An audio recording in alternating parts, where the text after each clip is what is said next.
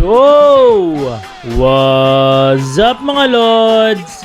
Muling nagbabalik ang inyong PBA Chismis para nga magbigay ng PBA updates.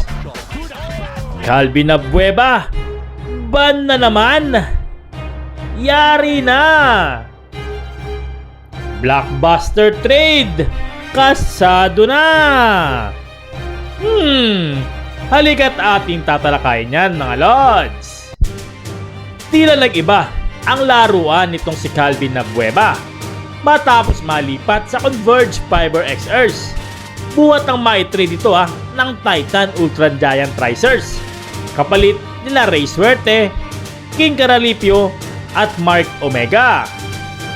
Matatandaang naging candidate pa ito pagka Best Player of the Conference last season na nag-average ng 23.6 points, 11.9 rebounds at 3.6 assists.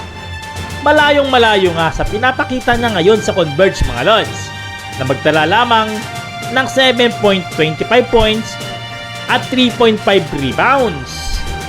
Given na rin ito mga Lods dahil nga galing nga siya sa injury at kita naman na hindi pa siya 100%. Plus, may import na nga ngayong conference.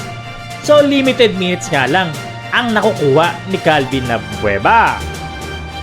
Kapansin-pansin din na tila madikit sa gulo itong si Calvin March 2026, napatawan nito ng PBA ng 20k na multa nga dahil sa pagsabi ng paldo sa mga referee nang matalo ang Converge. Then, nasundan na naman ito last game kontra former team niya na Magnolia. Nang sikuhin niya sa muka itong kanyang former teammate na si Zave Lozero. Dahilan para pagmultahin ulit ng PBA ng another 20k. Dito nga'y binalaan na siya ni PBA Commissioner Willie Marshall sa mga ginagawa niya na posible itong maban sa liga. Aminado din si Tabis sa kanyang naging asal at nangakong hindi na mauulit ang ganong bagay. Sayang lang ang karir na Abueva mga Lods kung patawan siya ng silent ban. Gaya nga nila Terence Romeo at Greg Slaughter. Kayo mga Lods, anong masabi nyo sa naging asal ni Abueva? Dapat na nga ba itong iban para hindi pa marisa ng ibang mga players at mga bata na nanonood sa kanya? Comment kayo mga Lods at ating pag-uusapan yan. At makapunta naman tayo mga Lods sa isa pang balita. Maugong na sa social media ang pagkakaroon ng isang blockbuster trade. Ayon sa nachismis natin mga Lods ay agresibo na itong Converge Fiber XRs para makakuha ang utol ni Juan na si Magnolia shooting guard Javi Gomez Del Llano.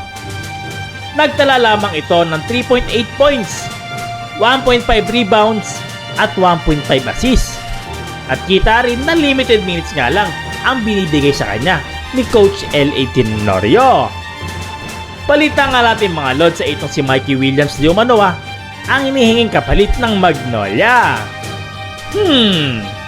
Javi for Mikey?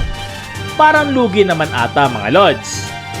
Ayaw din talagang pagulang sa trade nitong SMC At dahilan para muling maputol ang negosasyon ng dalawang team. Para sa inyo mga Lods, ano ang best offer para sa trade na ito? Sino kaya ang kailangang ibigay ng Converge para makuha si Javi? Comment kayo mga Lods at ating babasahin yan. So mga Lods, maraming salamat sa patuloy na pakikinig. Hanggang dito na lang. Bye-bye!